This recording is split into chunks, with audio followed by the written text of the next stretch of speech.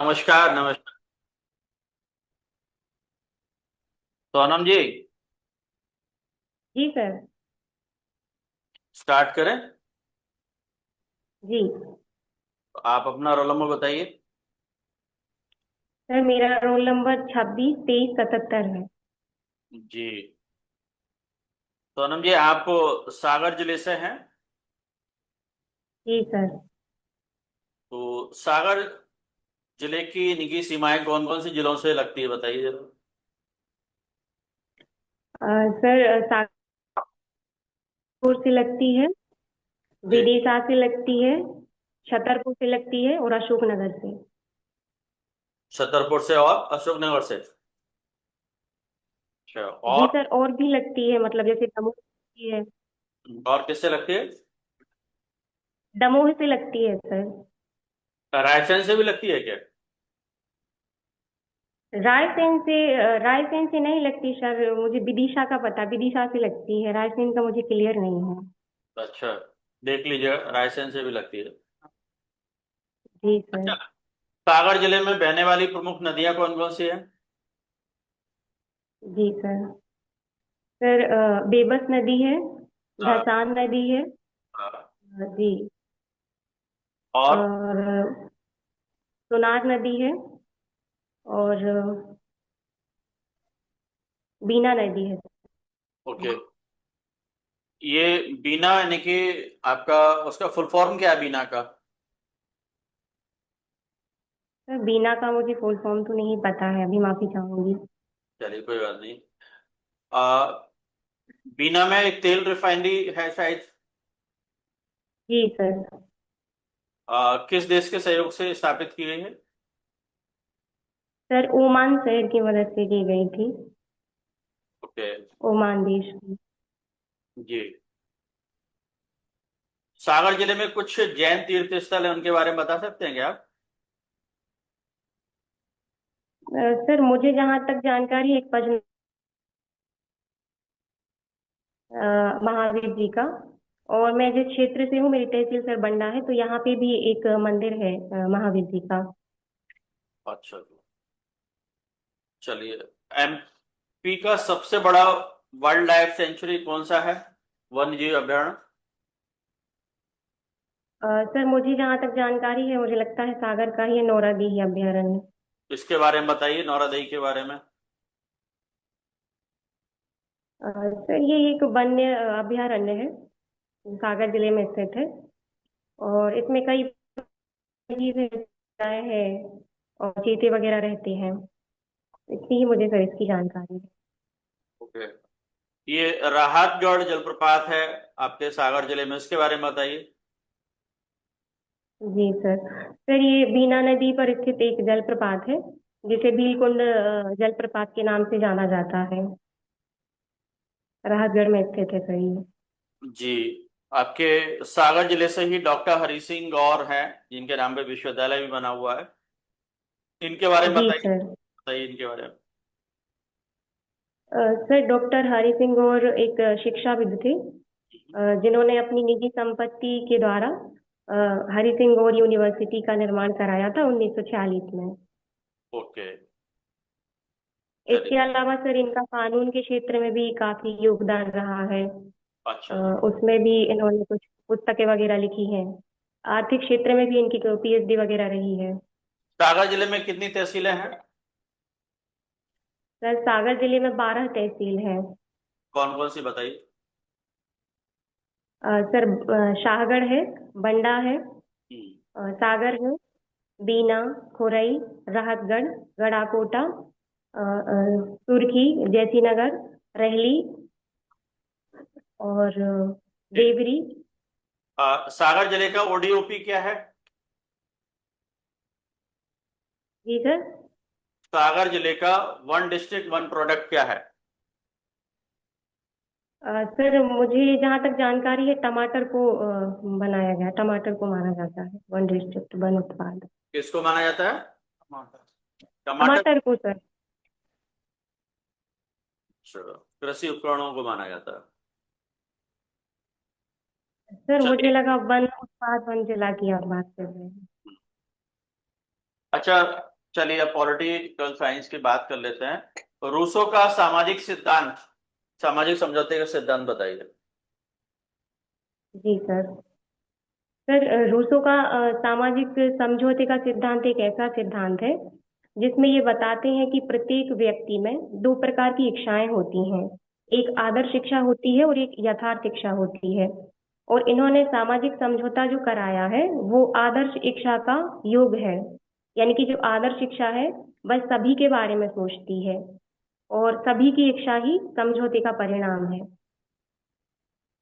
अच्छा, रूसो का Hobbs, lock, Rousseau तीनों ने सामाजिक समझौते का सिद्धांत दिया है, तीनों में क्या डिफरेंस है? जी सर।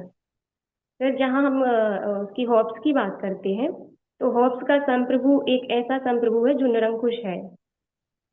जो व्यक्ति के समस्त जो उसके कर्तव्य है, अधिकार हैं, व्यक्ति के जीवन पर पूर्ण रूप से जो है हस्तक्षेप करता है और नियम कानून भी बनाता है, तो निरंकुश शासक की उन्होंने बात की है।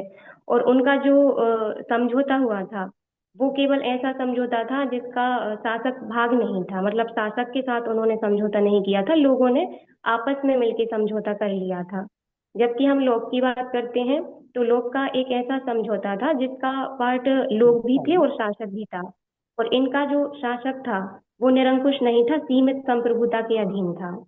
मतलब लोगों के अपने भी कुछ अधिकार थे, सारे अधिकार उन्होंने अपने संप्रभु को नहीं सौंपे थे। और जहां हम रूसों की बात करते हैं तो हमें मिला जुला रूप देखने को मिलता है लोक का और होब्स का। कि उनकी जो सामान्य इच्छा थी वो शुरू में तो ऐसा लगता है कि स्वतंत्रता दी रही है व्यक्ति को, लेकिन अंततः सामान्य इच्छा व्यक्ति के जीवन पर बाध्यकारी बन जाती है। इस प्रकार से हम इनके समझौते का हम अंतर देख पाते हैं। अच्छा, रूसो का प्राकृतिक अवस्था पर क्या दृष्टिकोण था? सर रूसो प्राकृतिक अवस्था को अच्छा मानते थे, ठीक मानते थे। वो मानते थे कि मानव स्वभाव भी अच्छा है और प्राकृतिक अवस्था भी अच्छी है जिसमें लोग एक साथ मिलके रहते हैं। और इसी पर यानी कि हॉब्स और लॉक का क्या दृष्टिकोण था? सर समाज का। नहीं, हाँ, मतलब प्राकृतिक अवस्था पर हॉब्स का और जी लॉक। जी जी जी। सर होब्स ने प्राकृतिक अवस्था को बहुत ही बुरी अवस्था बताई है, जहां व्यक्ति अपने आप को सुरक्षित महसूस नहीं करता है। लोग एक दूसरे के मतलब जान की दुश्मन है और अराजकता वाली स्थिति है, ऐसा जो होब्स की जो सामाजिक समझो वो है अवस्था, प्राकृतिक अवस्था, वो एक अराजक अवस्था है। वहीं लोग की अगर हम अवस्था की बात करें तो उन्होंने अराजकता नहीं बताई है, उन्होंने अच्छी अवस्था बताई है कि लोग अच्छे हैं और एक दूसरे से मिलके रहते हैं। तो इस प्रकार की लोग ने बताई है। और रूसो ने बहुत ही अच्छी बताई है कि जो प्राकृतिक अवस्था है वो बहुत ही अच्छी है, लोग एक दूसरे के साथ जुड़ के मिल के परोपकारिता के साथ रहते हैं। ठीक, वेरी गुड। ये मैकियावेली किस देश से थे? Sir Machiavelli Italy. उन्होंने कौन सी बुक लिखी थी जो सर उनकी बहुत सारी बुक्स हैं जो पर फेमस उनकी बुक? द प्रिंस सबसे ज्यादा। जी सर। हाँ, ठीक है। ये मैकियावेली का सत्ता के बारे में क्या दृष्टिकोण था? सत्ता के बारे में सर वो निरंकुश सत्ता का समर्थन करते हैं कि जो राजा होगा वो निरंकुश होगा, क्रूर होगा। दोहरेपन का जो है उनका नीति था कि राजा चालाक होगा, शेर की तरह साहसी होगा, लोमड़ी की तरह उसमें चालाकी होगी। और निरंकुश सत्ता का ही समर्थन करते हैं वो। ठीक है। और उनके राजनीति? कभी भी मानव स्वभाव को अच्छा नहीं ठीक, मानते। ठीक है, ठीक है। मैकियावेली का राजनीति और नैतिकता पर क्या दृष्टिकोण था? जी सर। सर मैकियावेली राजनीति और नैतिकता को अलग अलग करके देखते हैं, क्योंकि इन्होंने कहा था कि जो राजनीति है वो अलग चीज होती है और जो धर्म और नीति है वो अलग चीज है। हम राजनीति के साथ धर्म को जोड़ करके नहीं देख सकते हैं। क्योंकि जब हमें अंतर्राष्ट्रीय संबंधों से डील करना पड़ता है तो हमें नैतिकता को छोड़ करके ही हमें अपने देश को समृद्ध बनाना होता है। तो इसलिए इन्होंने अलग अलग करके देखा है कि धर्म एक अलग चीज है, वेरी नैतिकता एक अलग चीज है और हम राजनीति को अलग करके समझते हैं। Very good. अच्छा, आपके ग्रेजुएशन में पॉलिटिकल साइंस के साथ साथ में इकोनॉमिक्स और सोशियोलॉजी ये सब्जेक्ट भी थे। जी सर। फादर ऑफ सोशियोलॉजी किसको कहा जाता है? जी सर। फादर ऑफ सोशियोलॉजी किसको कहा जाता है? सॉरी समाजशास्त्र सर, का मुझे इसकी जनक जानकारी। किसको कहा जाता है? सर, समाजशास्त्र का जनक अगस्त कॉम्टे को कहा जाता है। अगस्ट कॉन्टे को कहा जाता है। और father of economics? Adam Smith. Adam Smith. Very good. और पॉलिटिकल साइंस जी का? सर। अरस्तु महोदय को। Very good sir. Sonam ji, जी अ, सर। आप मुझे संविधान संशोधन की प्रक्रिया बताइए। जी जी सर। सर, भारतीय संविधान में संविधान संशोधन की प्रक्रिया अनुच्छेद 368 के तहत दी गई है। और इसमें सर दो प्रकार से संविधान संशोधन किया जा सकता है। एक है सर विशेष बहुमत से, और दूसरा है विशेष बहुमत प्लस आधे राज्यों के समर्थन के साथ। और एक और प्रक्रिया सर इसमें दी गई है, लेकिन 368 से मेल नहीं खाता है। जैसे कि अगर हमें भारत की सीमाओं में कोई परिवर्तन करना हो या बाहरी सीमा को मिलाना हो, तो इसके लिए एक सामान्य संशोधन भी दिया गया है सर, जो अनुच्छेद 4 के द्वारा किया जाता है। और क्या बताइए आप लास्ट में अनुच्छेद 4 के। सर, जो आर्टिकल, सर संशोधन नहीं है उसमें, बस ये है कि जो हमारी सीमाएं वगैरह, हमको भारत की कोई भी सीमा में कोई परिवर्तन करना हो, किसी राज्य के नाम में परिवर्तन करना हो, एक राज्य से दो राज्य हमको बनाना हो, तो ये उसके लिए सर हम अनुच्छेद 4 का प्रयोग कर सकते हैं, जो कि संविधान संशोधन के तहत तो नहीं आता है, पर एक प्रकार से संशोधन का एक रूप कहा जा सकता है। तो कैसे संशोधन होता है ये? संशोधन तो सर जैसे कि एक होती है विशेष प्रक्रिया, विशेष बहुमत से, और एक होता है सर विशेष बहुमत प्लस आधे राज्यों की सहमति से। तो इसमें अभी अगर किसी राज्य का नाम बदलना है, उसकी सीमा में परिवर्तन करना है, घटाना है, बढ़ाना है, तो ये किस जी सर। बहुमत से होगा? साधारण बहुमत से होगा कि विशेष बहुमत से होगा, कि विशेष बहुमत के साथ साथ आधे राज्यों के विधानमंडल के समर्थन से होगा? सर, सीमाओं में परिवर्तन या उसका घटाना बढ़ाना सामान्य बहुमत से होता है। सामान्य बहुमत से होता है। ये जी सर। संसद। किस अनुच्छेद में है ये बात? सर, ये मुझे लगता है 4 में दिया गया है, क्योंकि 368 में दो ही विधियों का उल्लेख है। अच्छा, अनुच्छेद 4 में क्या लिखा गया है? एग्जैक्ट शब्दावली बताइए। अनुच्छेद 4 में क्या लिखा गया है? जी सर। सर, अनुच्छेद 4 ये कहता है कि जो अनुच्छेद 2 है और 3 है, इसमें जिन प्रक्रियाओं का उल्लेख दिया गया है कि ये बदलाव किए जा सकते हैं, तो 4 उनको ही सही रूप से लागू करने के लिए दिया गया है कि कैसे उसमें लागू कर सकती है संसद सामान्य बहुमत से। अच्छा, क्या अगर 2 और 3 के द्वारा, अनुच्छेद 2 और 3 का प्रयोग करते हुए अगर कोई संविधान में संशोधन किया जाता है, तो उसे संविधान संशोधन माना जाएगा? सर, मुझे लगता है इसे संविधान संशोधन तो नहीं माना जाना चाहिए। क्यों नहीं माना जाना चाहिए? अ,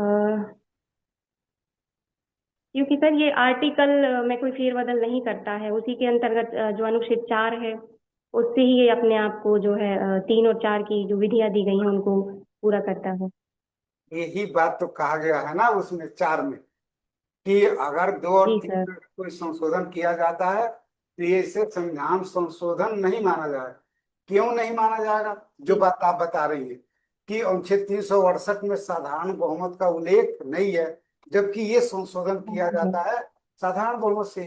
अब आप मुझे ये बताइए कि साधारण बहुमत में और विशेष बहुमत में क्या अंतर होता है? किसे हम साधारण बहुमत कहेंगे और किसे विशेष बहुमत कहेंगे? जी सर। सर, साधारण बहुमत का मतलब होता है कि कोई भी ऐसा बदलाव जो संविधान इसमें संसद के द्वारा इसकी 50+1 की संख्या के अनुसार किया जाता है, बहुमत के अनुसार किया जाता है, उसे हम साधारण बहुमत कहते हैं। जैसे कि सीमाओं में परिवर्तन करना, तो ये हम सामान्य बहुमत से करेंगे। ये ठीक है, ये हो गया साधारण बहुमत, है ना, कुल सदस्य संख्या का बहुमत। विशेष बहुमत क्या होता है? सर, विशेष बहुमत का मतलब होता है कि जो संसद की उपस्थित और कुल सदस्य संख्या का 2/3 बहुमत होता है, उसको उसके माध्यम से ही हम विशेष बहुमत कहते हैं, और उससे उसके हम विशेष बहुमत के नाम से जानते यानी कि संसद की कुल लोकसभा की या राज्यसभा जहां पर भी है ना, कुल सदस्य संख्या का बहुमत और उपस्थित और मतदान में भाग लेने वाले 2/3 से हैं। इसको सदस्य। निकालिए विशेष जी बहुमत। सर। ठीक है। अच्छा, जी सर। आप ये बताएं कि संविधान संशोधन विधेयक क्या दोनों सदनों में कहीं से भी आ सकता है, या पहले लोकसभा में आएगा या पहले राज्यसभा में आएगा? सर, दोनों में से किसी में भी आ सकता है, लोकसभा या राज्यसभा। क्या राष्ट्रपति पुनर्विचार के लिए लौटा सकते हैं? संविधान संशोधन। जी। सर, मेरी जानकारी के अनुसार संविधान संशोधन तो नहीं लौटा सकते हैं, क्यों नहीं लौटा सकते हैं? क्योंकि सर संविधान में संशोधन का जो अधिकार है संसद को है, नहीं, इसलिए। बात तो ठीक है कि संशोधन का अधिकार है संसद को, लेकिन अब बात राष्ट्रपति की कर रहा हूं ना, कि क्या अगर संसद ने संविधान संशोधन विधेयक दोनों सदनों द्वारा पारित करने के बाद राष्ट्रपति के पास भेजा उनकी अनुमति के लिए, तो क्या वो अनुमति देने के लिए बाध्य हैं या पुनर्विचार के लिए भेज सकते हैं? सर, मुझे थोड़ा असमंजस है, मुझे लगता है कि इसमें उनको सहमति देनी पड़ती है। सहमति देनी पड़ती है, पुनर्विचार के लिए भेज नहीं सकते? मतलब जी सर। संविधान। आप ये कहना चाहते हैं कि राष्ट्रपति बाध्य हैं, उसे पुनर्विचार के लिए लौटा नहीं सकते, उनको अनुमति देना ही है, उस पर पॉकेट वीटो का भी प्रयोग नहीं कर सकते, यही कहना चाह रही है? जी सर, वीटो का तो प्रयोग नहीं कर सकते हैं वो। थोड़ा सा मुझे इसमें थोड़ा असमंजस है सर, मैं इसको क्लियर करूंगी। ठीक बात है। अच्छा, ये किस संविधान संशोधन द्वारा किया गया ये प्रावधान क्या सर? कि वो पुनर्विचार के लिए नहीं लौटाएंगे, उनको अनुमति देना ही है? यह क्या शुरू से ही ऐसा था या किसी संविधान संशोधन द्वारा ऐसा किया गया? सर, इसे जो है 44वें संविधान संशोधन के द्वारा जोड़ा गया था, 44वें द्वारा? 1978। 44वें द्वारा नहीं, 24वें संविधान संशोधन द्वारा 1971 में। सर, पुनर्विचार वाला। वही पुनर्विचार वाला ही मैं कह रहा हूँ कि ये पुनर्विचार के लिए नहीं भेज सकते, इनको हस्ताक्षर करना ही है, इनको अपनी अनुमति देना ही है, राष्ट्रपति को विवश कर दिया गया है ना संविधान संशोधन के माध्यम में। बाकी वाले मामला है, अगर संविधान संशोधन नहीं है, कोई और विधेयक है, तो उस पर वो 42वें में बाध्य कर दिया गया था अनुमति देने के लिए, और 44वें में ये कहा गया कि उनको एक बार तो पुनर्विचार के लिए भेज सकते हैं, लेकिन अगर दोबारा संशोधन सहित या संशोधन रहित अगर आता है तो अनुमति देने के बाद है। तो ये दोनों अलग अलग बात है। चलिए आप बताइए, विधेयक कितने तरीके के होते हैं? सर, विधेयक मेरी जानकारी के अनुसार 4 प्रकार के होते हैं सर। कौन कौन? एक होता है साधारण विधेयक। जी। एक होता है सर, माफी चाहूंगी मैं सर, एक होता है धन विधेयक। एक होता है वित्त विधेयक। एक होता है संविधान संशोधन विधेयक। और एक मैं सर थोड़ा याद नहीं कर पा रही हूँ अभी। एक तो बता रही थी साधारण जी विधेयक। सर, साधारण विधेयक। जी सर। साधारण विधेयक सही तो बता रही थी, है ना? अच्छा जी सर। बताइए, क्या धन विधेयक के मामले में संयुक्त अधिवेशन हो सकता है? नहीं हो सकता सर। नहीं हो सकता है, क्यों? चलिए हमने मान लिया कि संयुक्त अधिवेशन नहीं होगा, क्यों नहीं होगा? सर, क्योंकि ये धन विधेयक जो है जनता से जुड़े हुए जो है उनका मामला होता है, और लोकसभा को ही इसमें ज्यादा विशेष जो है अधिकार प्राप्त है। कहाँ से पढ़ लिया? तो इसको। कहाँ से पढ़ लिया जी ये? सर। कहाँ से पढ़ लिया ये बात? किस बुक से पढ़ा है आपने? सर, मैंने लक्ष्मीकांत और राजेश मिश्रा सर की बुक से पढ़ा था। तो मैं भी तो वही पढ़ा हूँ, लेकिन उसमें तो ऐसा जी। नहीं लिखा है, और कम से कम मैं 25 बार पढ़ा हूँ। इसका उचित कारण ये है कि इस मामले में राज्यसभा को केवल इतना अधिकार है कि वो 14 दिन के अंदर अगर पारित नहीं करता है तो भी ये दोनों सदनों द्वारा पारित मान लिया जाएगा। यानी धन विधेयक के मामले में राज्यसभा लोकसभा का एकाधिकार होता है। ठीक है। ठीक है। अच्छा, आप बताइए धन विधेयक और वित्त विधेयक में क्या अंतर होता है? जी सर। सर, धन विधेयक का मतलब होता है कि एक ऐसा विधेयक जो धन और धन से जुड़ा हुआ होता है, जिसमें कि विभिन्न प्रकार के जो टैक्स होते हैं, कर होते हैं, और जो हमारे आकस्मिक निधि और संचित निधि में धन निकालना, जमा करना, इससे संबंधित जो प्रक्रिया होती है उसको ही हम धन विधेयक कहते हैं। और जो वित्त विधेयक होता है वो वित्त से संबंधित होता है, यानी कि जो धन के खर्चे होते हैं, विकासात्मक कार्यों पर किया जाने वाला जो खर्चा होता है उससे जुड़ा हुआ होता है। सही बता रही हैं? सर, मुझे इतनी ही इसकी जानकारी है। अच्छा बताइए, कौन से दो विधेयक हैं जिस पर राष्ट्रपति अपनी अनुमति देने के लिए बाध्य हैं, पुनर्विचार के लिए नहीं लौटा सकते? जी सर, एक तो है धन विधेयक, और दूसरा मुझे लगता है संविधान संशोधन विधेयक। सही लगता है आपको? चलिए जी। थोड़ा सा आसानी से कर लेते हैं। ये राष्ट्र का न्याय सिद्धांत क्या है? जी सर। राष्ट्र का न्याय सिद्धांत क्या है? राज्य का। राष्ट्र का न्याय सिद्धांत पढ़ा होगा ना आपने साइंस में आपने? जॉन रोल्स का सर। हाँ जॉन रोल्स का। हाँ, जॉन रॉल्स। जी सर।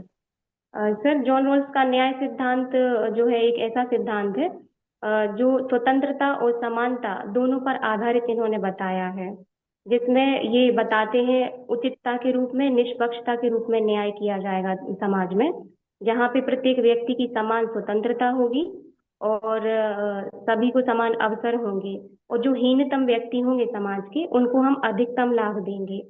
तो इस प्रकार से स्वतंत्रता और समानता पर आधारित इनका न्याय है। ठीक। राज्य की उत्पत्ति का दैवीय सिद्धांत क्या कहता है? ठीक। सर, राज्य की उत्पत्ति का दैवीय सिद्धांत एक ऐसा सिद्धांत है जो मतलब जो ईश्वरीय द्वारा उत्पत्ति की बात करता है, कि जो राज्य है वो ईश्वरीय अवतार है। इस प्रकार से, जैसा कि सर हम भारतीय में भी देखते हैं, जो मनु है, मनु ने भी कहा है कि राज्य जो है वो देवी प्रकृति का सिद्धांत है। इस प्रकार से उन्होंने बताया है। ठीक है सर। सोनम जी, जी सर। ये बताइए, विकेंद्रीकरण से आप क्या समझते हैं? सर, विकेंद्रीकरण का मतलब होता है कि जहाँ सत्ता और शक्ति किसी एक संस्था में निहित नहीं होती है, बल्कि अनेक संस्थाओं में निहित होती है, बिखरी हुई होती है। अलग अलग संस्थाओं में सभी को समान दी जाती है सत्ता, तो उसको ही हम विकेंद्रीकृत शासन कहते हैं। अच्छा, सत्ता का विकेंद्रीकरण करने के लिए हमें किन किन प्रक्रियाओं से गुजरना पड़ता है? जैसे क्या उसकी प्रोसेस क्या होती है हमारी? सर, सत्ता का विकेंद्रीकरण। जी। सर, मुझे लगता है कि सत्ता का विकेंद्रीकरण के लिए तो हमें अनेक जो संस्थाएं होती हैं, निचले स्तर की संस्थाएं, उनको अपनी जो शक्ति है उसे वितरित करके हम विकेंद्रीकरण कर सकते हैं, और जो केंद्रीय सत्ता है उसमें जो इकाइयां हैं उनका प्रतिनिधित्व बढ़ा के हम विकेंद्रीकरण कर सकते हैं। जैसे उन इकाइयों के बारे में बता सकते हैं? जी सर। वो इकाइयां क्या होंगी जिनके माध्यम से हम सत्ता का विकेंद्रीकरण करेंगे? सर, मैं जहाँ तक समझ पा रही हूँ, जैसे कि भारत में केंद्रीय और राज्य और जो स्थानीय स्वशासन की संस्थाएं हैं, इनके माध्यम से देश की सारी सत्ता वितरित की गई है।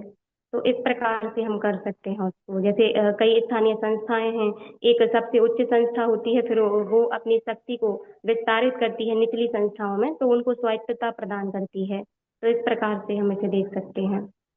अच्छा, अगर हम बात करें कि पंचायती राज व्यवस्था की, तो क्या सत्ता का विकेंद्रीकरण में ये एक कड़ी हो सकती है? जी सर। किस प्रकार? सर, जिस तरह से हम देखते हैं कि केंद्र और राज्य दो प्रकार की सरकारें हमें देखने को मिलती हैं, लेकिन इन सरकारों से क्या हो रहा था कि जो ग्रामीण क्षेत्र थे, दूर दराज के जो क्षेत्र थे, वहां तक योजनाएं, नीतियां नहीं पहुंच पाती थी।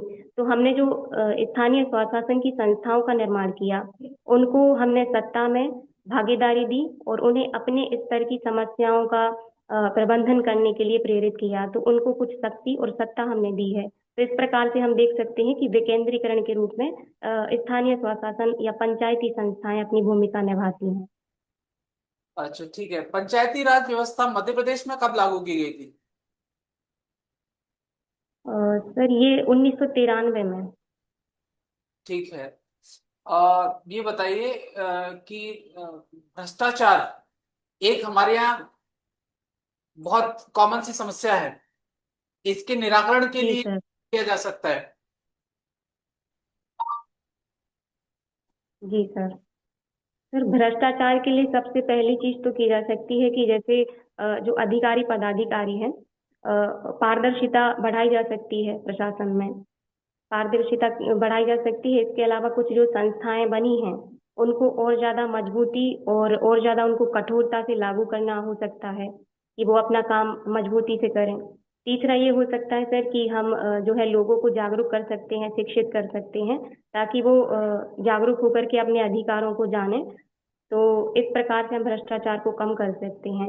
और इसके अलावा एक ये भी देखा जा सकता है सर कि जो लेट लतीफी होती है काम में, तो उसको भी कम किया जा सकता है भ्रष्टाचार के रूप में, कि अगर वो कम होगी तो भ्रष्टाचार को भी कम किया जा सकता है। अच्छा, सरकार की ओर से इस में क्या प्रयास किए गए हैं? भ्रष्टाचार को कम करने के लिए सर, सर इसके लिए सरकार की ओर से कई कानून बनाए गए हैं, जिसमें कि हम सूचना का अधिकार देखते हैं, और भ्रष्टाचार निवारण अधिनियम 1988 देखते हैं, लोकपाल लोकायुक्त देखते हैं, और जो है वो सोशल ऑडिटिंग देखते हैं। तो इस प्रकार की जो नियम कानून है, वो इस फील्ड में काम करते हैं सरकार की ओर से। चलिए, मेरा अंतिम प्रश्न है आपसे। सूचना का अधिकार भ्रष्टाचार को रोकने में किस तरह कारगर सिद्ध हो सकता है? जी सर।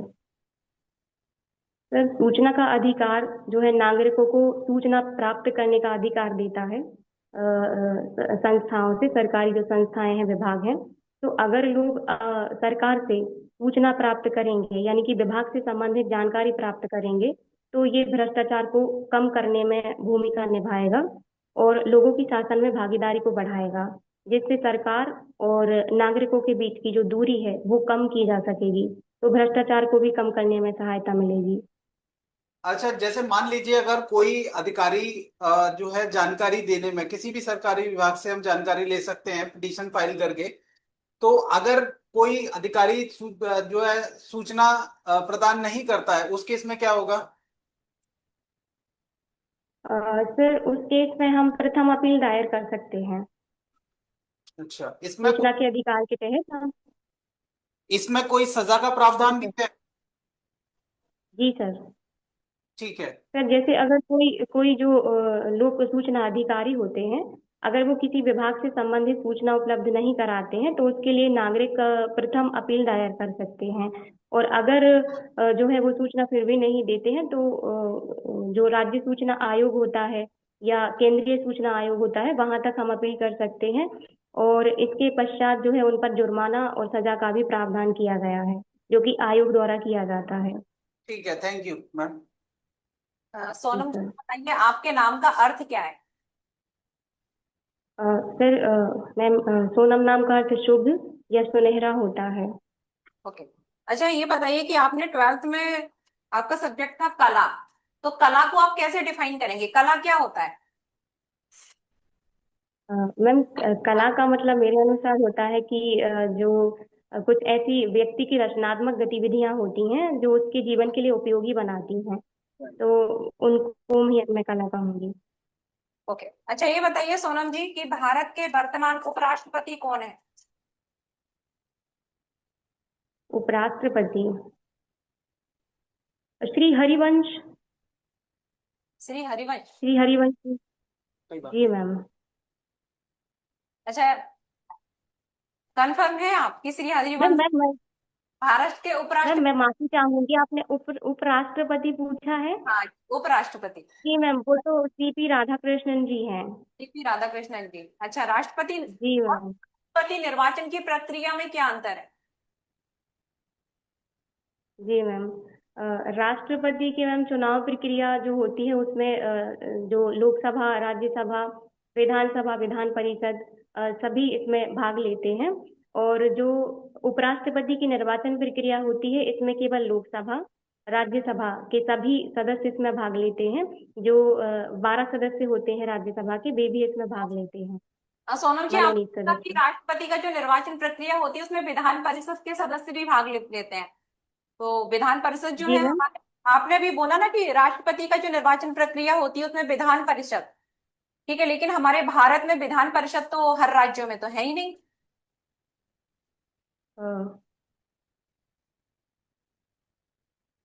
जी मैम, मैं माफी चाहूंगी मैम, केंद्र शासित प्रदेश की जो गवर्नमेंट है वो लेती है इसमें भाग। एक बार फिर से बताइए, कौन लेता है राष्ट्रपति मैम निर्वाचन? बताइए। मैम जो संसद और विधानमंडल के सभी सदस्य लेते हैं इसमें भाग, और जो केंद्र शासित प्रदेश है उनकी जो विधानसभाएं हैं, जैसे दिल्ली, पुदुचेरी और जो है जम्मू कश्मीर, तो इनकी विधानसभाएं भी भाग लेती हैं। चलिए, राष्ट्रपति और उपराष्ट्रपति का जो कार्यकाल होता है वो कितना होता है, कार्यकाल? और अगर कार्यकाल से पहले ही कोई राष्ट्रपति उपराष्ट्रपति में से पद त्याग दें या अब उनकी आकस्मिक मृत्यु हो जाए तो उनके फिर पद को कौन संभालता है, या फिर चुनाव किस तरीके से होते हैं? मैम राष्ट्रपति का कार्यकाल 5 वर्ष का निर्धारित है, और राष्ट्रपति का अगर पद मुक्त हो जाता है तो ऐसी कंडीशन में उपराष्ट्रपति के द्वारा जो है राष्ट्रपति का कार्यभार संभाला जाता है। और उपराष्ट्रपति का कार्यकाल भी 5 वर्ष का है मैम। और उपराष्ट्रपति का अगर पद खाली हो जाता है तो इसके लिए जो है शीघ्र ही निर्वाचन की बात कही गई है, कि अगर उपराष्ट्रपति का पद खाली हो जाता है तो शीघ्र ही निर्वाचन किया जाएगा। पर उपराष्ट्रपति के पद के लिए कि उनका कोई निर्वहन करेगा, ऐसी कोई व्यवस्था नहीं की गई है। ठीक है। अच्छा, ये बताइए कि वन नेशन वन इलेक्शन, इसका आखिर सरकार इतने पक्ष में है कि होना चाहिए, ठीक है, जो सत्ता पक्ष और विपक्ष पक्ष वाले लोग होते हैं वो इसका विरोध भी करते हैं। तो आप इसके बारे में क्या बोलना चाहेंगे, वन नेशन वन इलेक्शन? जी मैम, मैम मुझे लगता है कि व्यवस्था ये अच्छी है, और जिस प्रकार से सरकार का कहना है कि ये वित्तीय खर्च को कम करेगी और ज्यादा से ज्यादा जो है योजनाओं को ठीक से लागू किया जाएगा अगर एक साथ चुनाव होते हैं तो। पर मुझे लगता है कि अगर ये संघीय व्यवस्था और लोकतंत्रीय व्यवस्था को किसी प्रकार का कोई नकारात्मक प्रभाव पहुंचाए बिना लागू होती है तो ये ज्यादा कारगर साबित हो पाएगी। क्योंकि इससे हम देख रहे हैं कि एक साथ अगर चुनाव होते हैं तो राज्य सरकारें जो कि स्वायत्त सरकारें होती हैं, जनता द्वारा निर्वाचित होती हैं, और अगर इन सरकारों को लोकसभा के कार्यकाल के साथ मिलाया जाएगा तो ये कहीं ना कहीं उनकी स्वायत्तता के ऊपर जो है खतरा की बात की जा सकती है इसमें। और संघीय व्यवस्था को भी इससे नुकसान देखने को मिलता है। अच्छा, ये बताइए कि निर्वाचन की बात चल रही है तो मत देने का अधिकार वैधानिक अधिकार है कि संवैधानिक अधिकार है? मैम वैधानिक अधिकार है। वैधानिक अधिकार, ठीक है। जी।